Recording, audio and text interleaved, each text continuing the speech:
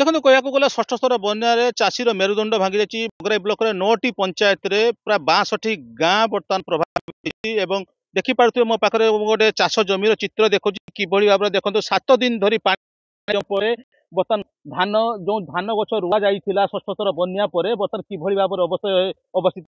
होती आम सहित जन चाषी अच्छा देखो मो चाषी भाई को देखी से धान गछ पड़ी देखो कि भाव में सब धान गछ सब नष्ट हो सारानी आम सीधा सड़क से चाषी पाखर प्रतिक्रिया ना भाई कौन कहे केबे धान रोईथिले धान तो रुआलानी 15 दिन आगु 6 थर बन्यारे ये नष्ट हो जाइए धान गछर परिस्थिति भाया ये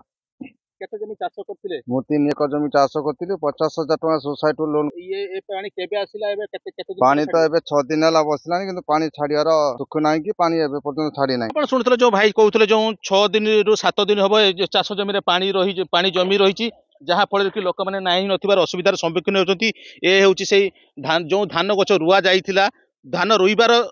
किछि दिन पर पानी बुड़ी जावा पर संपूर्ण नष्ट हो जाइए देखो कि भाव में संपूर्ण धान गछ गुड़ाक नष्ट हो चेर गुड़ाक बर्तमान पचि जावाक बचना कारण आहरी 5 रु 6 दिन लगे पानी छाड़िया आम सहित आउ जन चाषी भाई अच्छा आम सीधा सड़क कथा